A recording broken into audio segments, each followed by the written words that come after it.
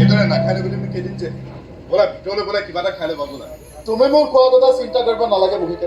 দাদাৰ খোৱা বোৱাত চকু ৰাখা। যিকেইদিন জীয়াই থাকে সেই শান্তিত থাকিব। হ'ব ছাৰৰ কথা তুমি চিন্তা কৰিব নালাগে, মই আছো নহয়, মই চিন্তা কৰিম। কি আছিল ঘৰখন কি হ'ল? এফালে এটা ওচৰত দুজনে মাছ মাংস দি টকুচি খাই আৰু আনফালে হৃদয়হীন মানুহৰ লগত বাস কৰিলে এনেকুৱা ধিক্কাৰ জন্মিছে আজি নিজৰ ওপৰত। ইয়াৰ দৰে মানুহৰ ককাই ভাই হৈ জন্ম লোৱাটো ইমান পাপ। আৰে সিহঁতে যেতিয়া শান্তিত থাকিব পাৰিছে তুমি কিয় নোৱাৰিবা কোৱাচোন? তাৰ কথা ভাবিব কেতিয়াবা চিন্তা হৈছে দাদাৰ কাৰণে। মোৰ বন্ধু এজন ডাক্তৰৰ বাহিৰত থাকে। দাদাৰ ৰিপৰ্টবোৰ দেখুৱাইছিলোঁ। কি ক'লে জানো? কি কৈছে?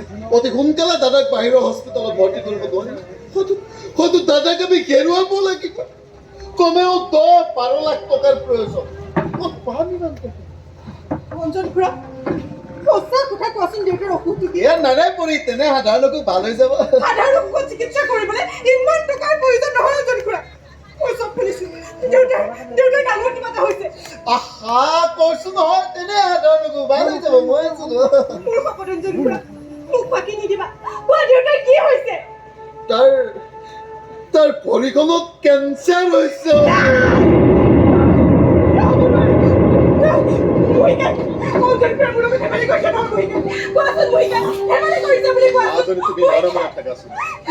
এই পৰি তই এনেদৰে কান্দি মোক বলিয়া নকৰিবি। মই যে দাদাৰ অক্ষম ভায়েক, সেই কথা তই মোক কোৱাই নিদিবি। আজিলৈকে জীৱনত 5 পইচা এটা ইনকাম কৰিব পৰা নাই আৰু তই চিকিৎসাৰ বাবে লাগে 10-12 লাখ টকা। ক'ত পাম ইমান টকা? আৰু তই এনেদৰে কান্দি মোক বলিয়া নকৰিবি। দেউতাক মই সঁচাকৈ হেৰুৱাম নেকি অঞ্জন খুৰা? এই পাগল, মই আছো নহয়। মই টকালৈকে তোৰ দেউতাৰ একো নহয় তাৰ। একো হ'ব নিদিওঁ তাৰ। একো নহয়। তই দেউতাৰ কাষত অলপ বহ কৈছা।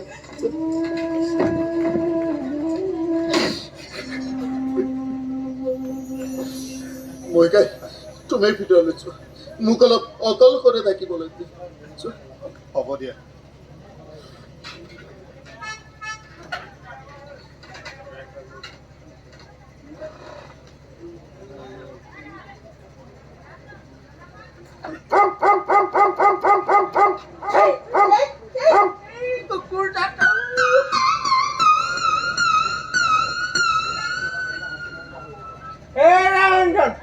অকণমান ই অকণমান তোমাৰ হেৰিটো অকণমান বুলি কৈছো।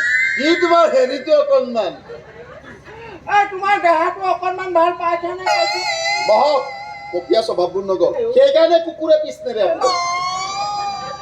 বহি বহি পুজামান নিলাকি নাই নি? ক'ব নোৱাৰো, সেইবোৰ কথা আমাক নুসুধাই ভাল।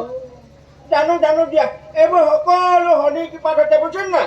ৰ'ব মই পঞ্জিকাখন চাই অকণমান এই ওচৰলৈ আহে বাৰু। হ'ব আপোনাৰ সেইখন সোমোৱাই থওক। আপোনাৰ পঞ্জিকাই মানুহৰ বিপদ আঁতৰাব নোৱাৰে, বিপদত সান্তনাহে দিব। ৰ'বা ৰাতিপুৱা গধূলি মোৰ ওচৰলৈ মানুহ আহি পেলাই এনেকৈ শাৰী পাতি থাকে, অথচ মোৰ অহংকাৰ বোলা বস্তু নাই। তেনেকৈ তোমালোকক নিজৰ আপোন মানুহ বুলি কথা এষাৰ কওঁ, তোমালোকে কথাষাৰ মন কৰিবা দেই। মই কৈছো ন বিয়াৰ নীলাকী জীৱনৰ শনি কেনেকে আউট কৰি দিছো। শুক্ৰকানি জেগাত বহাই দিছো। তোমালোক দুটাৰ ব্যৱস্থা ল'ম নহয় কিবা। আপুনি সেইবোৰ একো কৰিব নালাগে। যদি পাৰে মোক এটা সহায় কৰক। অভিধাই যিহেতু আমাৰ ঘৰখন দুভাগ কৰিলে, আমি আমাৰ পাৰ্টটো বিক্ৰী কৰিম। যদি পাৰে 2 দিনতে এজন ভাল গ্ৰাহক লৈ আহক। বিক্ৰী কৰিবলৈ যদি সম্পত্তি বিচাৰি পোৱা নাই, মোকেই বিক্ৰী কৰি দিওঁ অঞ্জন। মোৰ সিদ্ধান্তৰ ওপৰত আজি তুমি মাত নামাতিবা। মই কথা দিছো, আপুনি গ্ৰাহক লৈ আহক। আমি আজি ঘৰ খালী কৰিম। সৰু কথা ঘৰখনৰ লগত ৰাহি যোৱা নিমিলিলে বিক্ৰী কৰি দিয়াই ভাল। আহো দিয়া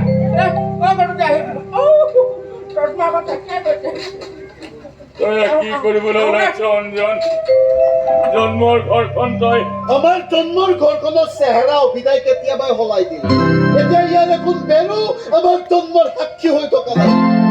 একেটা ঘৰতে 2টা পাকঘৰ কৰি অশান্তিত থকাতকৈ বেলেগত থকাই ভাল। তই বলিয়া হৈছ নেকি? বলিয়া হৈছো। মোৰ অক্ষমতাই মোক আজি বলিয়া কৰিছে।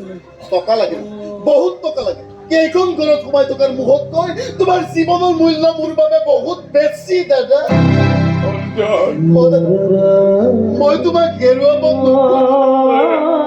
যিকোনো মূল্যৰ বিনিময়ত মই তোমাক জীয়াই ৰাখিম